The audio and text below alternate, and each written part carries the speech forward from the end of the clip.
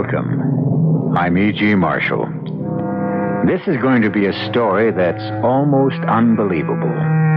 Almost. A thing will happen which people, scientists included, will tell you cannot possibly happen. As your parents or grandparents were told that radio could not happen, television, heavier-than-air flight, and space travel could not happen.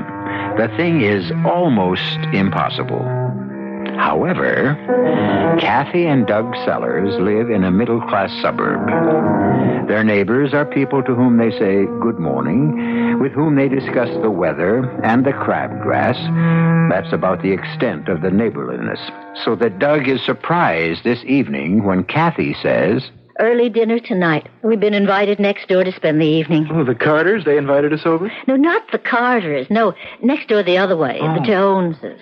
Well, they just moved in yesterday. I know you wouldn't think they'd be ready for guests so soon, but they're completely settled in. I never saw anything like it. How come you saw it in the first place? Well, I went over there. She's such a little thing. I just thought I'd go over and see if I could help. That was neighborly of you.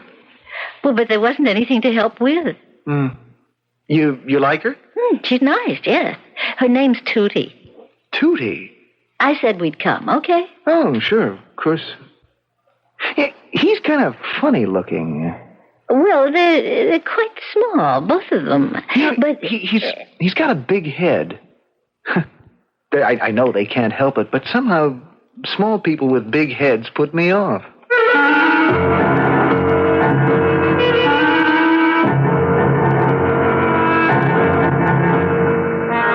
Our mystery drama, Through the Looking Glass, was written especially for the Mystery Theater by Fielden Farrington and stars Anne Shepard.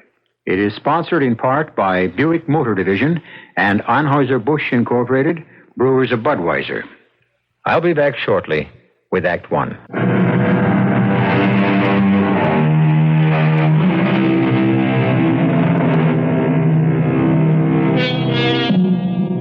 There is a certain excitement in meeting new people who may or may not turn out to be friends. Friendship, not to be confused with acquaintanceship, requires so many parallels of taste, viewpoints, needs, backgrounds, and the like, that it's quite remarkable we see as much of it as we do. Kathy and Doug Sellers are calling to spend an evening with two strangers who obviously would like to become friends. Hello, Kathy. Oh, I'm so glad you could both come. Hi, Tootie. This is my husband, Doug. Oh, how do you do? How do you do? Well, please come in. I want you to meet Sid. Sid?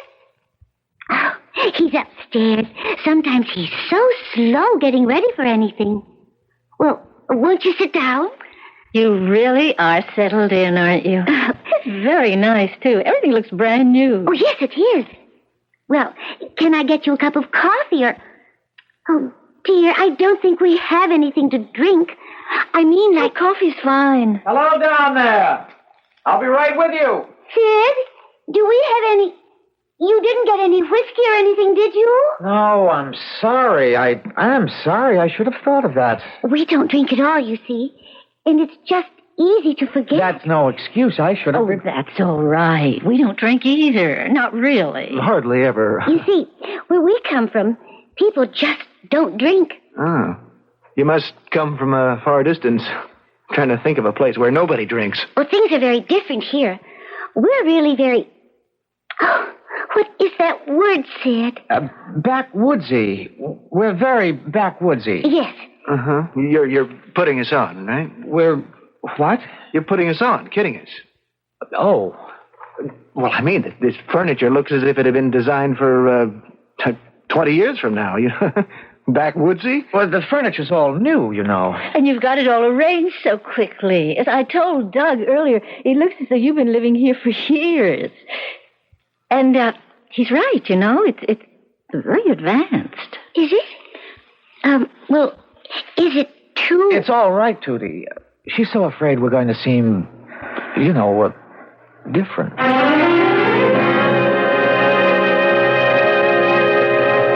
Doug, did you hear what Tootie just told me?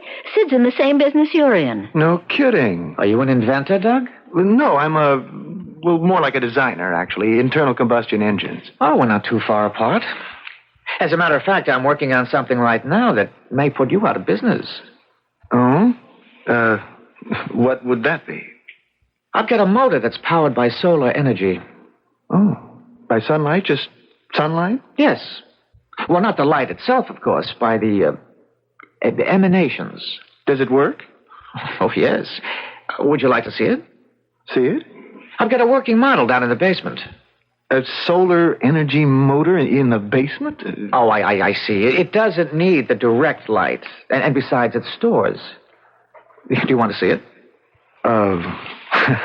Aren't you afraid I'll steal it? I mean, if you've got a solar energy engine that really works... No, I'm not afraid. Now, please don't be offended.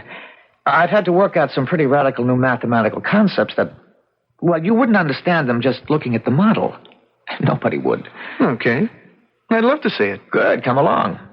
The good thing about it is you don't even need a sunny day. All you need is the sun on your side of the earth. Would you like more coffee? If Doug's anything like Sid, they'll be down there for hours. No, I don't think I could handle any more coffee, thank you. You're right about Doug, though. Where did Sid work before you came here? I mean, maybe he worked for somebody Doug knows. Well, he didn't actually work for anyone. He's always been just an inventor. Well, Doug knows so many people in the business. We moved around so much before we went to work for Driscoll Motors. I just thought we might have some mutual friends. No. I mean, it doesn't seem likely. We haven't lived anywhere but, well, you know, there and now here. Well, where did you live before?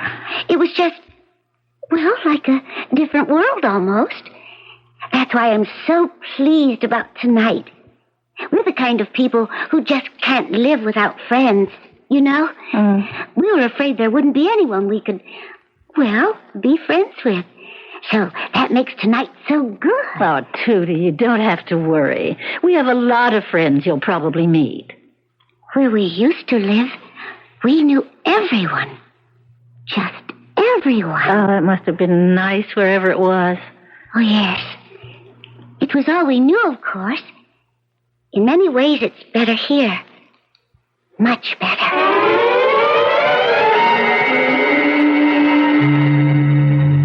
It's so quiet. How can a motor with any guts to it be so quiet? I've heard cats purr louder. Well, there's nothing to make noise, actually, except the friction. And there's very little of that. It's beautiful. How big would it have to be to power, say, an automobile? How big? This engine itself would pull a freight train. So 12, maybe 15 cars. That little thing? Energy doesn't come in sizes, Doug. With refinements I'm not tooled for here, a motor like this could supply all the electricity a medium-sized city would need. You're kidding. It has implications, as a matter of fact, that could lead to the obsolescence of electricity itself. Man, you are talking revolution, you know that? It would be a tremendous step. Yes, it would almost certainly entail some dislocation. Dislocation? It would bomb out just about everything our society is based on. Well, the short-term adjustment would be severe, I don't deny that. Temporary chaos. The gain would be long-range, not immediate. Ooh, scares me. No kidding. You don't know what you've got here. Oh, yes, I know. What I have here is a device, a ridiculously simple little device which would make the air we breathe sweet and pure again. Make the oceans, the lakes, and the rivers habitable for marine creatures. Put an end to nervous breakdowns from the sheer clamor of civilization. As you say, destroy everything today's society is based on. Well, today's society isn't exactly utopia, I know that, but, Sid, it's the only society we've got. Would you like to see the design on paper? Talk about the math involved. Well, you said I couldn't understand the math anyway. No. I said you couldn't understand it simply from looking at the motor. Actually, like the motor, the math is quite simple. I can't tell you how how glad I am that you could come over and just, visit. I'm afraid I've talked too much shop to Doug, though. Huh? No, not at all. I'm sorry. I guess I'm sort of preoccupied. Dinner next time, all right? Okay. I'd love to watch that gadget of yours turn out a whole dinner. Let's go, Kathy. I mean, I do have to get to work early tomorrow. I'll be in touch, Sid, okay? Good night. Good night. Good night, and thanks again. Disapprove, neighbors? What did you say, Tootie? I say disapprove. I'm sorry. We agreed not to speak that way, not even when we're alone. Oh, I keep forgetting. Did you approve of the neighbors? Yes. On the whole, yes, I think so. What did you think of her? Well, it's hard to get used to these big, clumsy people, you know. But I rather liked her. She's a little inquisitive, but I guess that's natural. It's nothing I can't handle. He's a good man. He does have that stupid short-sightedness they all have. But I think he'll do.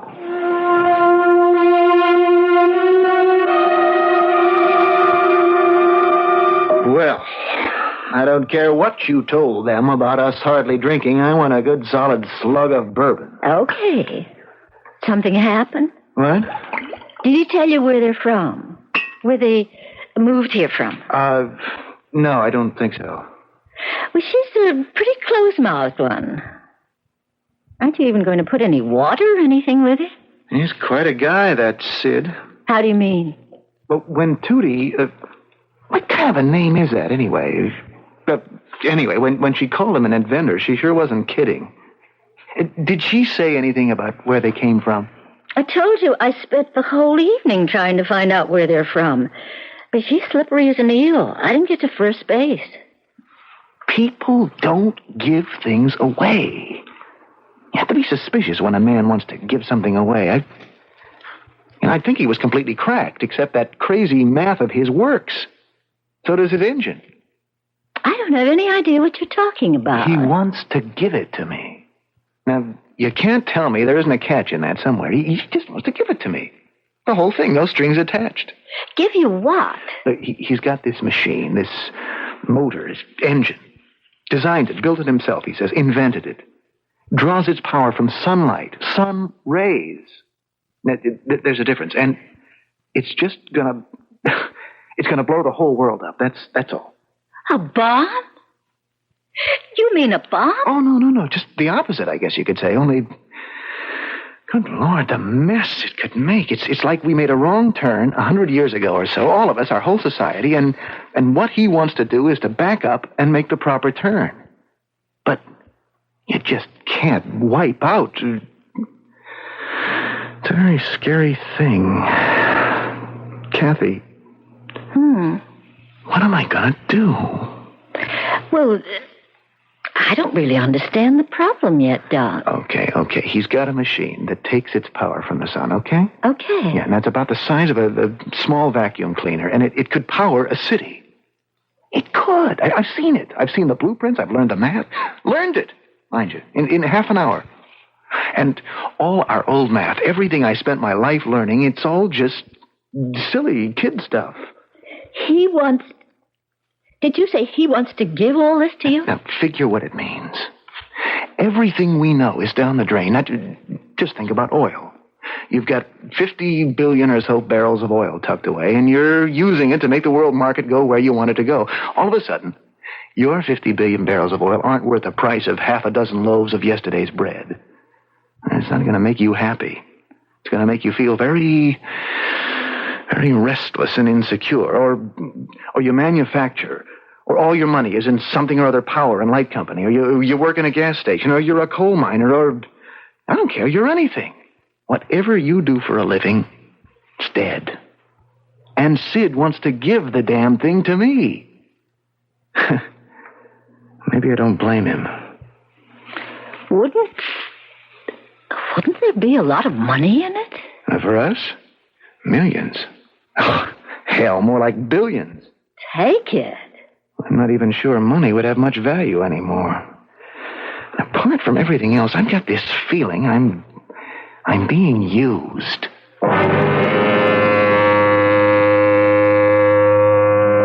there's a very good chance that Doug is being used. In a good cause, perhaps, but used all the same. There's a worn-out old cliche that says you can't make an omelet without breaking an egg. All well and good. But what if the egg that's getting broken is the world you've grown up in? The only world you know? It could make you feel pretty uncomfortable. I'll be back shortly with Act 2.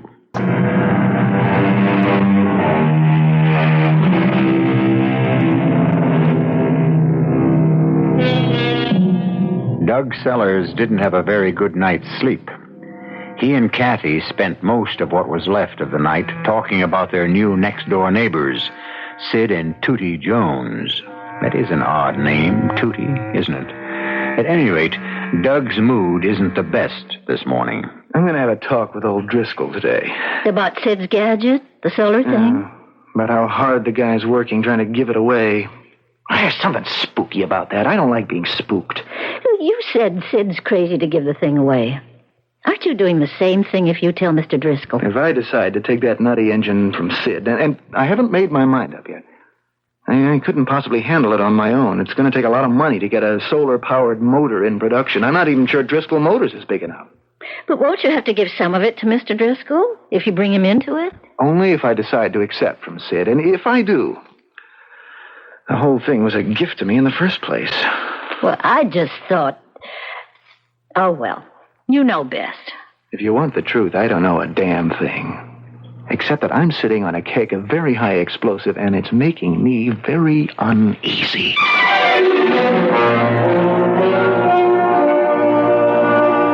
So, that's it, Mr. Driscoll. The motor works. I saw it work, and it's just... You wouldn't believe it without seeing it. I studied the engine, too, and it would be simpler to make than most of what we're doing now. Simplest thing you ever saw, really. Except it's based on a completely new concept. My first reaction, Doug, is nonsense. Sure, that'd be anybody's first reaction. But not yours? Well, mine at first, yes. But then I saw the damn thing, Mr. Driscoll. I saw it. No doubt in your mind now? No, I'm as skeptical by nature as you are, but the thing works. And it's going to knock everything we know right out the window. Well, that won't be permitted, of course. What I'm interested now is... He offered you all rights? Yes. You sign any papers, either of you? No, I said I wanted time to think it over. You say this thing works, and I'm prepared to take your word for it. I want 50% of the rights. Straight down the middle. You agree to that? Well, sure, I'm going to call Al Dobson. He can get the ball rolling faster than anybody I know. I'll get Ed Cahill moving on it, too. When can you get this, what's his name, the inventor in here? Look, Mr. Driscoll, all I wanted to do was to tell you about this thing and ask your advice. Now, as You've told me, and I'm advising you. Now, you pass the ball to me, and I run with it, right? Mr. Driscoll, I don't have a ball to pass. If you don't have a ball, we know where it is. Your inventor has fumbled it, and we'll take it over. He's no businessman, Sid. Would he have offered to give you a thing like solar energy if he were a businessman? Well, the thing is... maybe we don't actually have the ball yet, but we... Look, Mr. Driscoll, you said... What was it you said? I told you it was going to knock everything we know right out the window, and you said that wouldn't be permitted. Now you talk as if you want to go ahead with it. It'll be suppressed. Don't you worry about that, Doug boy. They'll buy us out. Oh. You think the oil industry would let a gadget like this go on the market? Not in a million years. And the auto manufacturers? Good Lord. Think what it would mean to them, just the retooling alone. Don't you worry about it, Doug. They'll buy us out. I don't think Sid Jones will go along with it. He'll go along. I told you, he's fumbled. When you fumble, you lose the ball.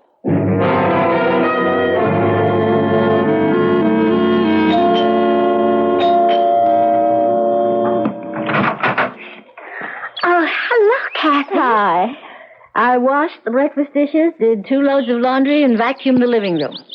I figured it was time to take a break. You mind? Oh, mind? No, I'm delighted. Come on in. Let's go in the sitting room. Living room. Oh, which do you call it? Living room. Doesn't matter. Well, anyway, come on in and sit down. I didn't have anything to do either. I was just... Oh, I forgot to turn off the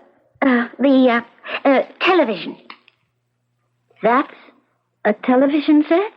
Oh, you know, Sid. It's one of his inventions. He'll drive me crazy with his inventions one of these days. But the screen's the wrong shape. It's so big. It looks... What it looks like when you turn it off is a full-length mirror. Well, that's the idea, I guess. People would rather have a mirror in their sitting room than a box with that big blank screen staring at them. Oh, I don't know. I don't try to keep up with Sid's inventions. Doug says he's very good. Oh, yes. He's good. Doug says he's way ahead of his time. Ahead of his time? Yeah. You know, inventing things the world just isn't ready for yet. Like that solar energy thing. Well, he is very advanced in his thinking. Yes. Sid is very advanced. And he's worried about what do you call it? The ecology. Yeah. Tootie, Doug was very upset last night. Oh? Sid wanted to give him that solar energy thing. I mean, you just hand it over to him. Let him take out the patents and take all the credit and make all the money. Oh. Sid didn't tell me he'd gone that far. Why would anybody want to do a thing like that, Tootie? You know, it looks funny. Actually, how it looks to Doug is suspicious. Why doesn't Sid apply for the patents himself? That's what anybody else would do. He can't. He can't? We're not, we aren't American citizens. Well, I can't see what difference that would make, really. There are plenty of American patents held by people who are citizens of other countries. Doesn't Sid know that? Well, Kathy, I don't know exactly what they'd call us. Unregistered aliens. Something like that. We're actually not in the country legally. We don't have any papers or any of that. I see. Tootie, where are you from? I can't tell you. Maybe Sid will want to later on. I expect he will. But I'm afraid I've already told you more than he'd want me to right now. Damn it, Doug, what is this thing you've dumped in my lap? What do you mean? There's something mighty queer going on. I called Al Dobson and told him to get the ball rolling. Didn't tell him a damn thing except it was a solar-powered motor. And he had me back on the phone 20 minutes later. 20 minutes! Saying the thing was already out of hand and he had to know more. Out of hand? They want it. Everybody wants it. Ed Cahill said... Ed Cahill, the patent lawyer? They called him. The patent office called him. Now, you can believe that or not, but that's what Ed Cahill told me.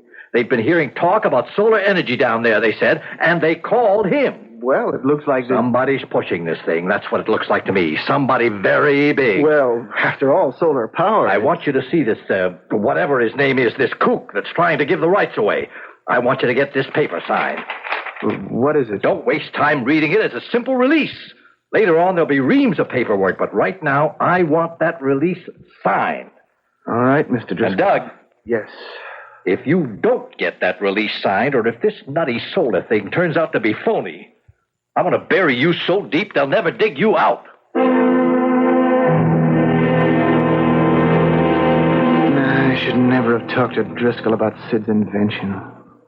What happened? Oh, hell broke loose. As nearly as I can figure, Driscoll's committed himself in 2 or 3 places without having a damn thing to deliver. Everything's moving so fast, it's a mess, that's all. Dear. I talked to Tootie this morning, like you said. Hmm? You find out anything? They're what she called unregistered aliens. She said that herself. They're in the country illegally. Oh, good Lord. Doug, what does it mean? I don't know what it means. Trouble, that's for sure. That was why he wanted to turn the invention over to you, Tootie said. He doesn't have any papers or anything. I mean, you know, no ID, no Social Security, nothing. And he knew he'd get into trouble, I guess, if he started messing around with patents and all that. He's in trouble, all right. Why? You going to do something about it? I'm going to call Driscoll and tell him. Oh, Doug, do you think you ought to? Couldn't you just... Oh, poor Sid. What about him, Doug? I'm afraid that'll just have to be his problem. I've got a couple of my own. Well, but do you have to tell Mr. Driscoll? Look, I've been working for Driscoll for over 8 years. I'm one of the top men in the company. I met Sid for the first time last night. Now, which one am I supposed to be loyal to? Yes, Driscoll here. Mr. Driscoll, this is Doug Sellers. Did you get that release signed? Not yet. I just found out something I think you ought to know. The inventor, Sid Jones, the guy's not an American citizen. He's in the country illegally. Say that again. He's in this country illegally. A spy. No, I'm sure it's nothing like that. He's, I know him, Mr. Driscoll. I don't think he's a spy. I might have known. Solar energy, my foot. He's a lousy spy. That thing of his is probably some kind of bomb or something. He's made you believe that... Come on, Mr. Driscoll. I'm not that stupid. That engine that I saw last night was... All right, I'll fix his wagon. You watch me. Thinks he can make a fool of Thomas P. Driscoll, does he? What are you going to do? Never you mind. Oh, boy. What'd he say? He's decided Sid's a spy. I guess he means to blow the whistle on him. You don't think he is, do you? Sid? A spy? No. All right, I don't know. I don't think so. Well, shouldn't we go over and tell them? I mean, after all, if they're in trouble, it's our fault, too, isn't... Well, at least it's partly our fault. Yes, things seem to be moving along very nicely. Nicely? Sid, he thinks you're a spy. Oh, Tootie, I'm sorry, but... Well, I always tell Doug everything, you know. It's all right, Kathy. Oh, please don't feel badly about it, either of you. It's all right. The patent office was interested, you say. That sounds very good. Don't you think you ought to... Look, I mean, old Driscoll is going to do something. And that's for sure. And if you're not in this country legally... It's all right, Doug. Really it is. Did you say this Mr. Driscoll gave you a paper he wanted me to sign? Well, yes. Do you have it with you? Yes. Sid, there is something very odd about all this. I mean, you're giving away... Sid, do you realize what you're giving away? Yes. But tell them, Sid. Don't you think they have a right to know after all that's happened? Yes. I want to show you something, Doug. You and Kathy. Oh, the TV. It's another of his inventions, Doug, the television. Did I tell you about that? I don't think so. I don't remember. Actually, it isn't a television set at all, except as you break the word down. Tele for distant seeing. Even so, it isn't that kind of distance. And I get only one picture on it. Always the same picture. Only one picture? Yes, I'll show you. That's the picture. Oh, it's not very pretty, is it? Looks more like a moonscape than anything else. Except for those mounds or domes or whatever they are scattered around. How come it's black and white? There isn't any color there, Doug. In the scene we're watching, you'd see it if there were. It's just gray. There's no color at all. Is it a movie? A science fiction movie or something like that? Oh, no. It's quite real. Well, it can't be the moon unless the other side has put domes up there and we don't know about it. No, it isn't the moon. Tell them, Sid. It's our home. Tootie's and mine. That's where we came from. That's where we've always lived.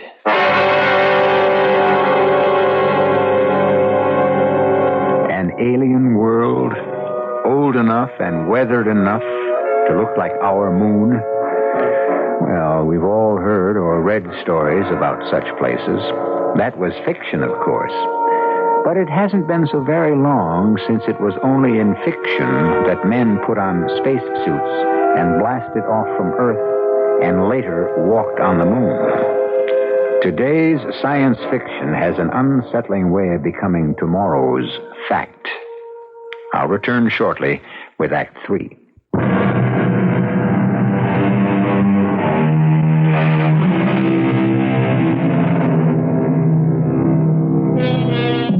Doug Doug and Kathy Sellers are watching spellbound, but more than a little repelled, a television picture. Something like a television picture, at least, on a screen that becomes a full-length mirror when it's turned off. The picture is a dismal one. A bleak landscape, gray, rocky, and barren as the moon's surface, except for several dome-like structures placed here and there at apparent random. This, Sid and Tootie Jones claim, is their home. There's no place like that on this planet, Sid. No place that I ever saw or heard of. It's on this Earth. We're not space travelers. I don't blame you for wanting to leave it, wherever it is. Well, if you're not space travelers, then what kind of travelers are you? Let's all sit down. It's a long story. Shall I turn it off, Sid? No. Leave it on. Somebody might come out of one of the domes. They'd be interested in that. What kind of travelers, Sid? You've already guessed it, I think. Yes, we're time travelers. Time travelers? Then when is that? That picture you've got on the screen. Two questions there, really. Where and when? To answer the first, it's right here, Doug.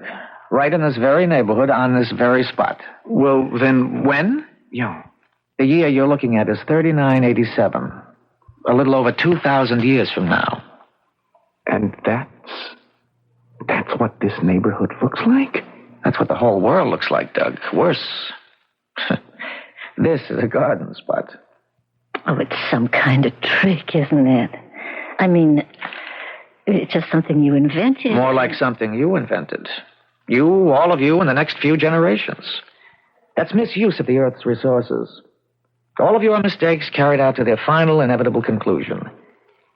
You're looking at the end product of your era's short-sightedness.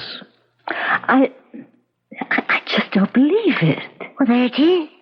You can see it. Well, then it wasn't it wasn't bombed out? The A-bomb, the H-bomb, all the alphabetical bombs that came after? No, they were never used. Except to waste the Earth's substance and terrify its people. There, on the screen. Somebody's coming out of the B7 dome. Can you see who it is, Sid? Oh, not to be sure. 4X, most likely. I think it was his turn at B7. What's he wearing that thing for? Looks like a spacesuit. Well, that's what it is. We call them Atmos suits. There's no atmosphere now. Not at least that's breathable. Except underground, where we convert it. Good Lord. Yes, we live underground. We come out now only to run tests. The toxicity of what's left of the atmosphere isn't very stable. We have to draw it in and purify it, so we need to keep abreast of what we're up against. And pump the impurities back out? Yes. And that increases the toxicity? Yes. The problem isn't solved. We're living by stopgap measures. We have some time, though. There's a lot of air out there, even though most of it is poison. And there aren't very many people to breathe what we salvage. How many? Well, in B7... Oh, no, you mean worldwide? Yeah. Oh, around 700,000. Between 7 and 8. In the whole world? Actually, that's a lot. It was down closer to 100,000 when we finally got the underground communities established. We were that close to extinction. We're the only survivors. Everything else is gone. We're here on a mission. You must have realized that. What kind of a mission? A very simple one. We're here to save the world.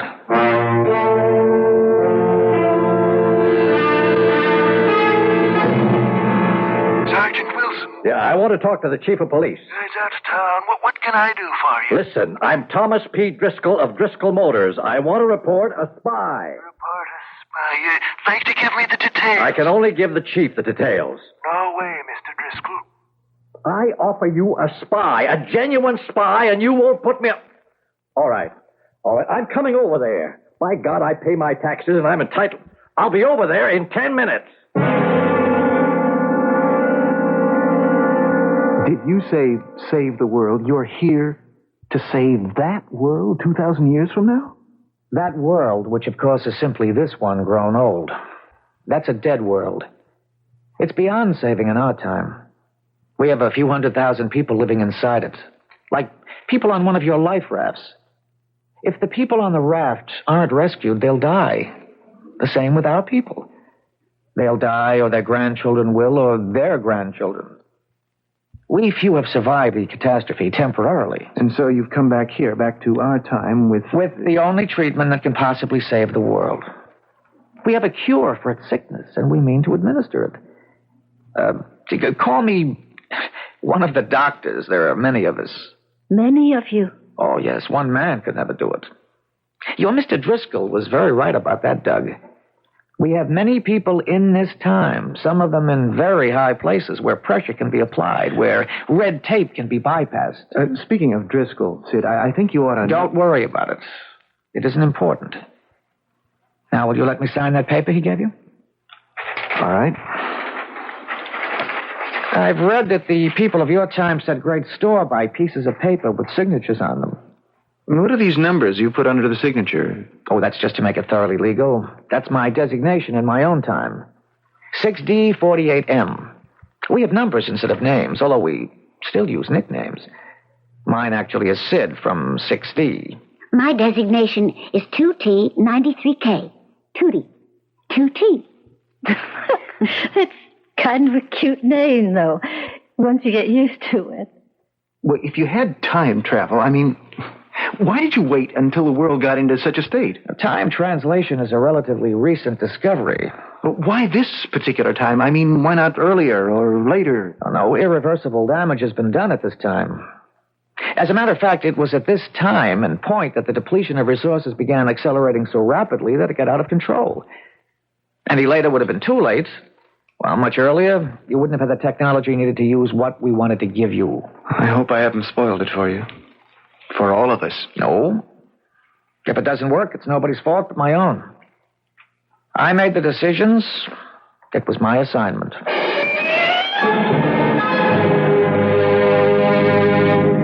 I told you I'd get to the chief, and you said he was out of town. Orders, Mr. Driscoll. I still don't know why he took me off the desk and handed me the job. It's FBI work. Well, don't you worry about that, Wilson. You think the two of us will be enough? I mean, if he should decide to shoot his way out or something like that. There are 2 carloads of good men following us. The house will be surrounded when we go in, and there won't be a chance of his getting away.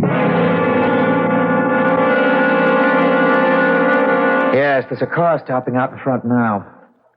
Tootie, will you turn the screen off? I already did. Oh, Lord, it's old Thomas P. himself. Mr. Driscoll. And the cop. Odd. I thought it would be your FBI. Oh, Mr. Driscoll looks very determined. Mad as a wet hen, that's how he looks. Well, he shouldn't be angry. He may make a great deal of the money you people prize so highly. Oh, you will, too, of course, if things work out. Well, how can things work out if they're coming to pick you up? There are many others, as I told you. My being found out shouldn't affect anything. Maybe you could still get out the back way, Sid. Oh, I'm sure we're surrounded. Oh, people are very impatient in 1975. I'll let them in. Is your name Sid Jones? Oh, that's what I'm called, yes.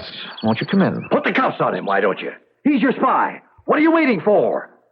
Jones, is it true that you showed Mr.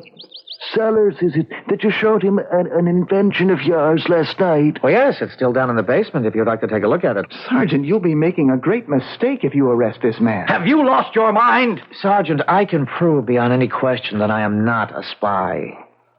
Will you allow me to show you the proof? Watch him, Wilson. He's up to something. We got only your word, Mr. Driscoll. Go ahead, Jones. Thank you. Tootie, will you help me with this? Wilson, are you out of your head? What's back of that looking glass, Jones? What's the glass got to do with this? Well, that's what I'd like to show you. There's no danger, I assure you. No danger, he says. Just don't try anything. Tootie?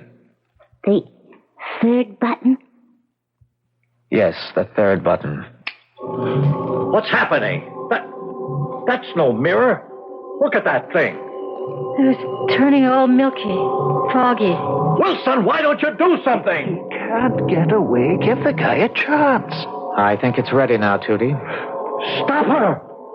For God's sake, somebody stop her. She's disappearing into that looking glass thing. Goodbye, Doug. Goodbye, Kathy.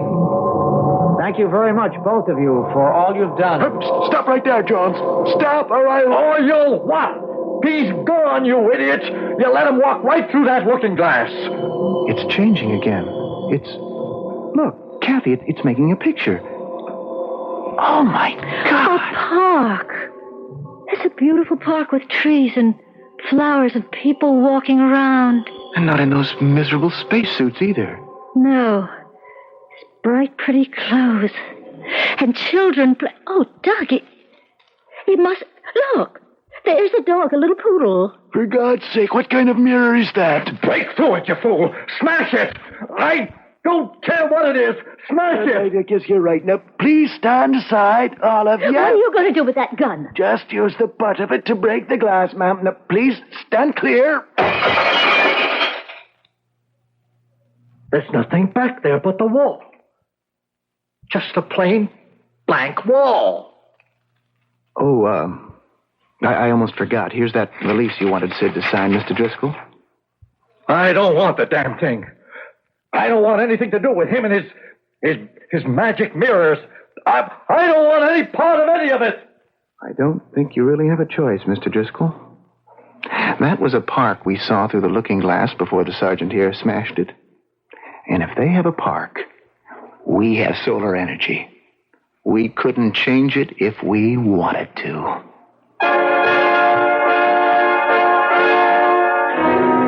A park where there was a desolate wasteland only a few minutes ago. But wait, it wasn't a few minutes ago at all, was it? It was over 2,000 years in the future. And what this implies is that there are at least two quite different futures, both possible, which in turn implies that we have, at this exact point in world history, reached a crossroad. I'll be back shortly.